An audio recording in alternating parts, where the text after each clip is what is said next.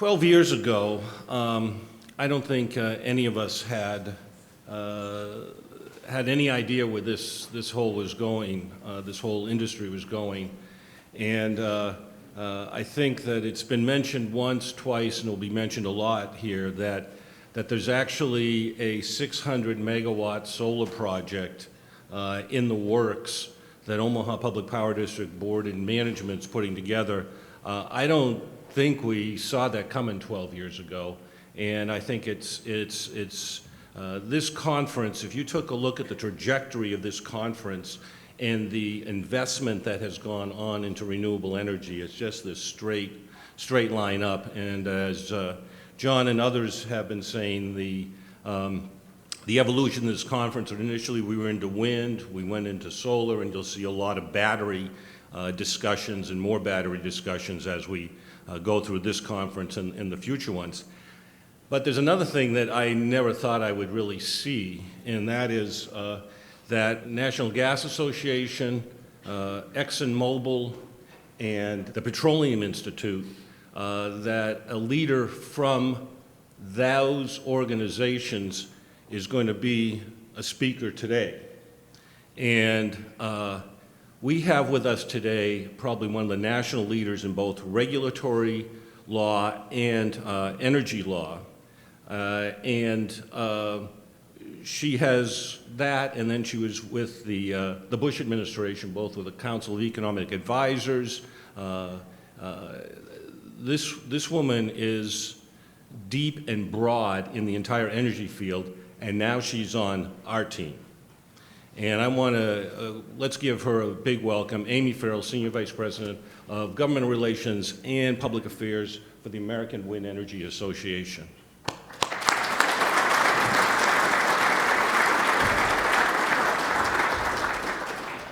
So thank you very much, Rich, for that kind introduction, and thanks to everyone here for having me. Happy to be in the state. It's an exciting time. I'm going to talk a lot about things nationally. I've also been working with the team and going to talk a little bit about what we see in Nebraska as well. I do want to thank John for inviting me to come to the state. Like I said, I see there's a great opportunity here, and we do have incredible partners in the state, Rich and his team, as well as Josh Moaning, who heads up New Power Nebraska, who's out there really telling the positive stories of wind energy development in the state. So with those great partners, we at the National Association feel like we can really expand what we're able to do and deliver. And I look forward to talking to you a little bit about that picture here. So for today's presentation, I'm going to start with the national wind market update. I'll talk a little bit about the benefits of wind development, some of which have been touched on here. Dive in the national wind outlook, sort of what we're looking at between now and 2030. And then talk about, again, Nebraska wind development and some of the policy drivers that I think we're focusing on nationally. It's really important for you all in Nebraska to focus on because I think we all recognize the more we can work together to continue to expand wind deployment, the better off that the state's going to be. So again, I'll start by looking backward a bit here. One of the big success stories of wind energy is really the incredible cost reductions that have come down. We've hit almost 70% of cost reductions in the last decade. And so now we're talking about new energy that is cost competitive and is really able to take off. That was brought into place because we had some stable federal policy. We also, with that stable policy, were able to onshore a lot of manufacturing, driving costs down, and the turbine manufacturers and others in the supply chain have really been innovating. And so that's a really good news story because what you can see here is that wind is already the lowest cost of new power generation in most markets, and it's fallen enough that it's now competitive with existing generation. So what that means is that's a big win for consumers because we're going to continue to drive down electricity costs. With that massive reduction in costs, we see that wind is now the #1 U.S. renewable energy capacity source. Currently, and I say currently, but I'm going to put a caveat here because all our current numbers were based on our research team's work through the end of second quarter.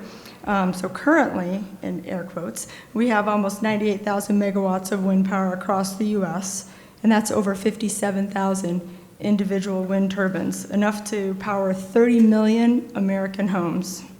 You can kind of see the trajectory here. Wind energy has grown significantly since the early 2000s and has more than tripled since 2008.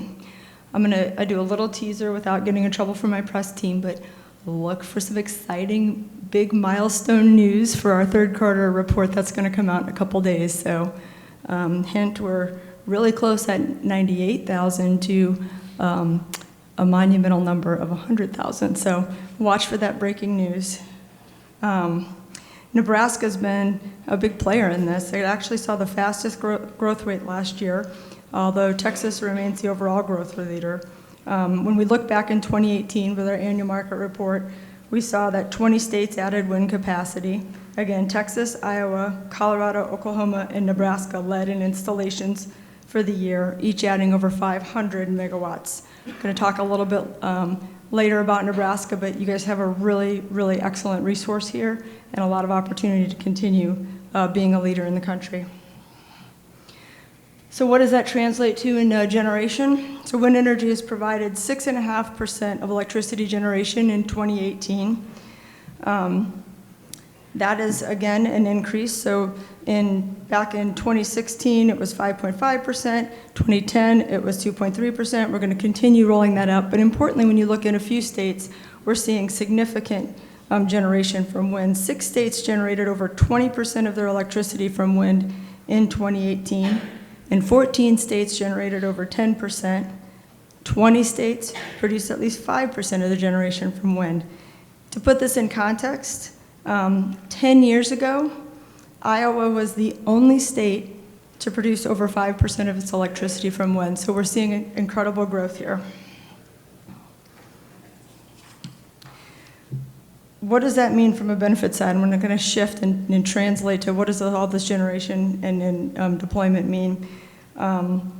Growing wind power, we've already touched on this, other speakers have. It creates big economic and environmental benefits. It's a major economic driver, particularly in rural areas. Nationally, the wind industry has invested over $142 billion in private investment and capital projects over the last 10 years. 12 billion of that was in 2018 alone, so these are big numbers. That value from the wind project flows to the local communities in the states through land lease payments, through property taxes, state and local income taxes. These things are funding schools, libraries. It is a major boost, particularly in rural America. We calculated nationally, and kind of worked with our members to put a national level together to say, what does this mean in scope? And we came with over $1 billion a year in state and local taxes plus landowner payments. So this is a real contribution to the national economy, and particularly the rural economy. It's also a big jobs driver. The wind industry directly employs over 114,000 Americans. That's everything from manufacturing components in the supply chain, to construction, to working on development of projects and engineering, operations and maintenance over the life of these projects. So a lot of jobs, and again, a lot of jobs in rural America. I did an interview, I don't remember, a couple weeks ago, actually an NPR interview, and one of the questions was talking about, the benefits, but from an angle. And one of the things that, I grew up in farm country in rural Illinois, and I look around at a lot of the people I went to school with, and most everybody left town, like moved to other states or the big city.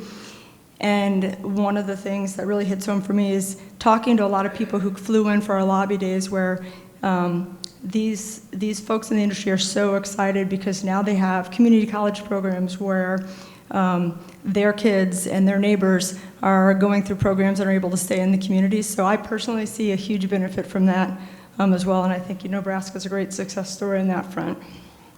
And I mentioned too, there's also environmental benefits from wind energy. There's reduction in air emissions and also water consumption. So as we've seen the deployment of wind grow, we've seen these environmental benefits grow as well. And then finally, I'm going to switch now. What are we looking at going forward? We have a database that we call the Under Construction and Advanced Development. So this is kind of a pretty concrete outlook on the next 1 to 3 years. What do we see in the pipeline? There's a record right now, almost 42,000 megawatts under construction or advanced development. So a lot of growth ahead of us. And so we are expecting to see continued growth of these benefits moving forward. And with just under 100 gigawatts a day, that means we're poised to grow by 40% in the next few years, so another huge boost. We at AWEA don't do our own external long-term projections for a host of reasons, including antitrust, but we do talk to and look at a lot of what the experts are putting out there. So what this chart here shows is the annual wind deployment forecast from a number of the consultants in the space, Wood Mackenzie, Bloomberg New Energy Finance, and Navigant. We kind of compiled those. And as I look ahead to 2028 here, what you're seeing here in the short term, that 2019 to 2021, about 10 gigawatts plus of projected growth, with that peak in 2020. And then 2022 to 2025, about 6 gigawatts a year, including some deployment of offshore that's coming online now. One thing that's interesting, and it'll be a topic I think what Rich and I talked to, is some of the constraints the experts see in growth are around transmission.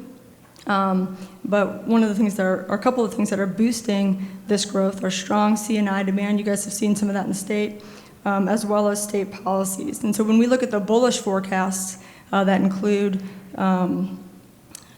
solutions to transmission, as well as continued policy growth and customer demand.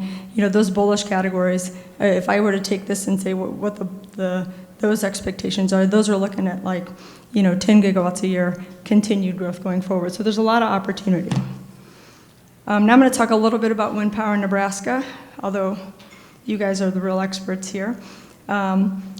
Again, we have 1,972 megawatts of wind capacity across 25 projects. Remember that caveat on our annual report timing, so this will continue to get updated. Nebraska is the 18th state to join the Gigawatt Club. That's the states that have over 1,000 megawatts, and you guys joined in 2016. And wind makes up about 14% of the electricity generation, and that puts you number 13 in the country. I know there's a lot of competition in the football space. Maybe you guys could get into competition in the renewable energy generation space too.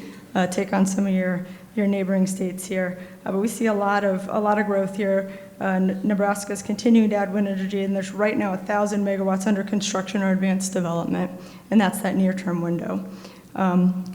Wind is a reliable contributor to Nebraska's power grid. SPP, which Nebraska, the Southwest Power Pool, which Nebraska is part of, has actually been a great success story showing how you can reliably integrate significant amounts of renewables into the grid. There's some great quotes that come out of the SPP leadership. One I like to read here from their vice president of operations said, 10 years ago we thought hitting even 25% wind penetration level would be extremely challenging, and any more than that would pose serious threats to reliability. Since then, we've gained experience in implementing new policies and procedures, and now we have the ability to reliably manage greater than 50% of wind penetration, and that's not even our ceiling. We continue to study even higher levels of renewable variable generation as part of our plans to maintain a reliable and economic grid of the future. So that's a really great quote and a really great aspiration here as all of us move forward.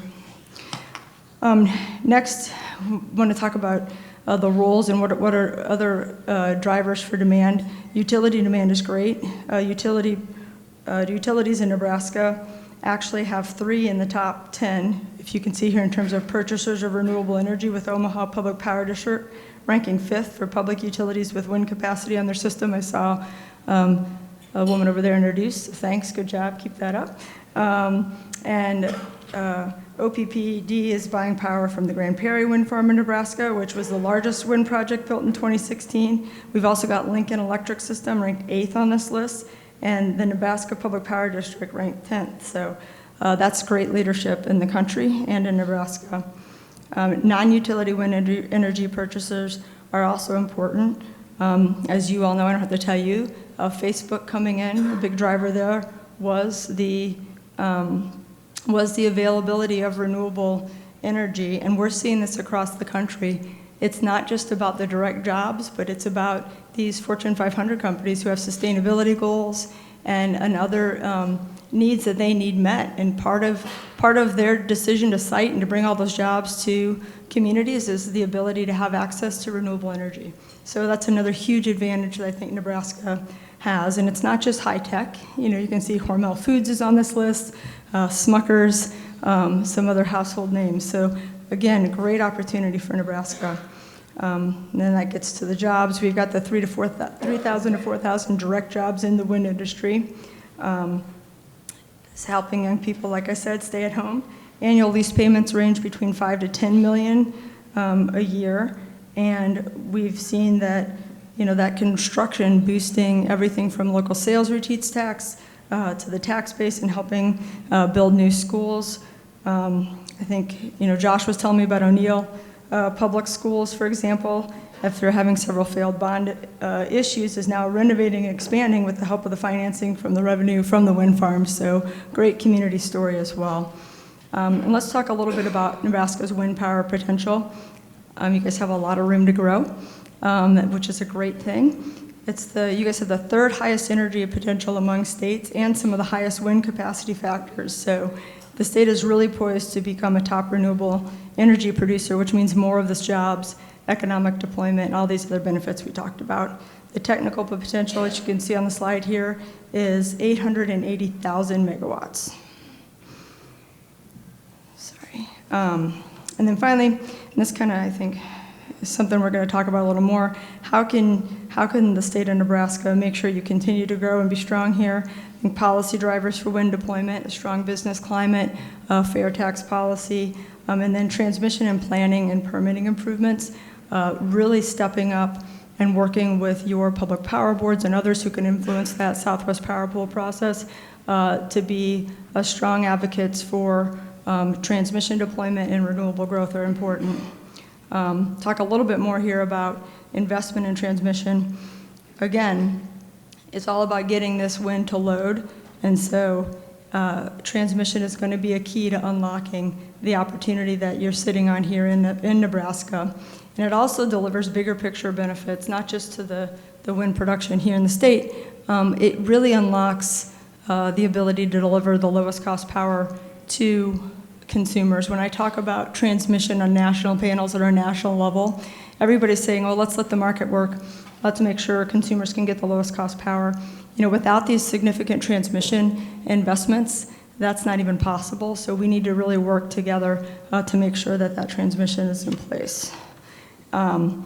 We've seen study after study say at the end of the day that the benefits exceed the cost of transmission. At SPP, which again Nebraska is part of, did their study of some 2014 investments, and they found the benefits to cost were about a 3.5 times ratio. So that's a significant return. So we're talking about clearing a pathway in a lot of cases to let private investment come in the door, but really opening up opportunity for jobs on the wind supply side and low cost for consumers on the receiving side. So that'll be the end of my sort of policy plug, and I look forward to launching into the conversation here with Rich. I've got my contact information up on the screen here, but also importantly, Jeff, can you stand up and wave to everybody?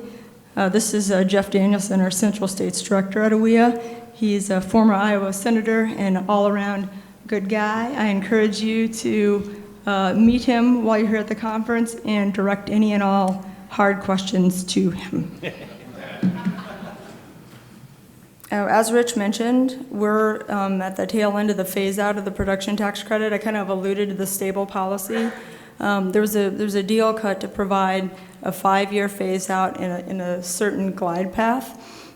And that has been important because that certainty has enabled steady investment and helped bring those costs down. We are coming off of that, and one of the things I would say that's a good news story for Nebraska is when you look at the Lazard comparisons of LCOE for electricity, new electricity, even unsubsidized, you guys have... Don't do the acronym, tell them what you're... Okay, in plain language, the levelized cost of electricity, I could write the equation. But I know you. yeah, so the levelized cost of electricity, which is sort of when you want to do a comparison across sources, that's one of the metrics you use. And if you take out all the, even out of the subsidies, the wind is the lowest cost producer for new electricity. Nebraska wind, I mentioned that potential. I mentioned the high capacity factors is very competitive even without subsidization. So that's a positive story for Nebraska wind. Again, transmission will be an important part of that, and that's where I would focus a lot of muscle and effort here as I think forward in the states. We are continuing to have conversations at the national level, kind of looking at a lot of policy happens through tax policy.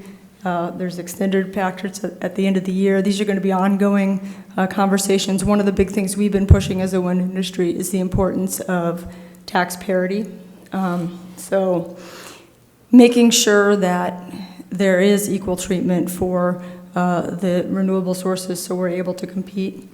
I don't want to preempt. I think you're going to ask me a question about storage. That's linked to the tax policy too. But Yeah, no. Anyway, any clarifications on that, or? I think that's helpful, but I do want to go to, we're just beginning to incorporate battery storage in our discussions at the conferences, and it seems like it has brought up a number of new issues. So if you could do a little treatment of the issues that you see at a federal level as it relates to battery storage and then the interface with wind. I know some years ago GE had a great turbine that actually had a battery in the nacelle, but if you could talk a little bit about how that's going to be integrated in policy debates and what are the issues? Yeah, so a couple things. So right now, the way the tax policy works, you can get an investment tax credit for storage if it's paired with solar. So there's a huge coalition of folks out there that are actually working with folks on the Hill to get what we call the standalone investment tax credit. So it can be put in the section of the tax code similar to where the solar tax credits are and just have the same treatment but without having to be paired. We see that as a positive opportunity. When our research guys model that, I think that opens up another 2 to 3 gigawatts of upside potential for wind deployment.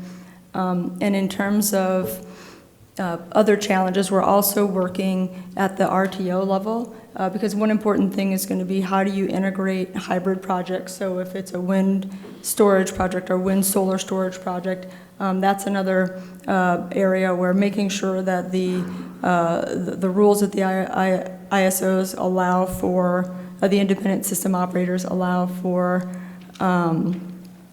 the ability to interconnect these hybrid projects is another area that we're looking at. And while we haven't seen a lot of paired projects in Nebraska yet, we do see things happening in the coming years, and batteries will have the opportunity to help wind power because obviously it creates a more firm product, and that'll have high value not only to utilities but also to the C&I customers that are looking for being able to make sure that they're meeting their sustainability goals for renewable power. Yeah. Corporate buyers. Yes. Growing. So we actually conducted a study looking at the growth potential through 2030 for C&I customers, and 100, I think it's 85 gigawatts projected growth between now and 2030 from corporate purchasers. And 1,500 megawatts of that is expected in Nebraska, looking at the report our research team did. We did that for a number of reasons. One, I keep talking about the RTOs, but in the planning processes, a lot of times right now what they do is they look on rules at the books and they don't look very far out. When you think about a transmission asset, that's a long-term planning horizon. There are a lot of steps to get that online, and you want to be able to consider what that load and that need's going to be going out. So when you add state policies plus the corporate purchasers, that projected growth in corporate purchasers and that kind of demand for renewables, it really does paint a picture and make a strong case for those planning processes to consider significantly more renewables and the transmission to enable it. Great. Give some advice as to states that are doing innovative work to to try to foster and grow their renewable energy sector? That's a good question. I mean, I don't think of it in terms of specific states as in terms Okay. of specific, policies or other things that create a climate. So everything from having kind of certain and reasonable and fair regulatory policy so you can make sure you get your projects cited. There are a number of states that have been leaders in the conversation on transmission. States are huge stakeholders in the stakeholder process at SPP and MISO, for example. Other things that they do, again, the tax treatment consistent with other businesses in the state. Really, the states that view this as an economic development opportunity, open the doors to wind like they open the doors to other economic industries. And so that's why I think Nebraska's got a lot of great policies in place and a lot of opportunity to continue to be up there with the big players. The following panel here is going to deal with electric vehicle. Can you talk a little bit of that interface with wind, renewable, federal policy? Yeah, there are a number of coalitions out there, and we don't have our own sort of AWEA's electrification campaign going on, but we do work with a number of players. It's a top priority, for example, for the Edison Electric Institute. There's a lot of win-wins out there. It can generate new demand for electricity, which is something the investor-owned utilities are fond of, but from a renewable standpoint, it also creates significant opportunity because a lot of that new demand can be provided by renewables. Wind in particular, if you think about charging patterns, a lot of the wind is strongest when it blows at night. If people are coming home, plugging in their vehicles, that's a great opportunity to take advantage of that high resource and low-cost power. So I just see a ton of synergies between EV growth and renewable growth. We're about ready to run out of time. Do you have any closing messages for all of us in Nebraska? I think the theme that ran through most of my answers was transmission. So I guess my closing thought would be, to work with your public power boards and encourage them to be advocates for renewable energy, in particularly the Southwest Power Pool process. For this to work, we've got to have planning processes that really contemplate that significant renewable future out there so we can plan for and get built that transmission that's truly going to unlock that huge wind potential that the state of Nebraska has. And so I hope I can, come back here in 5 years, 10 years and talk about not just about number 3 in potential, but number 1 and number 2 in deployment. So that's what I'll look forward to. That's great. Amy, you'll be around a little bit out in the lobby, so if anybody wants to touch base. Definitely. I'll be hanging out, and I will take all the easy questions, and I'll make Jeff with me again for anything tough. So thank you for coming. the attention, and I really appreciate being here. Thank you. Thank you.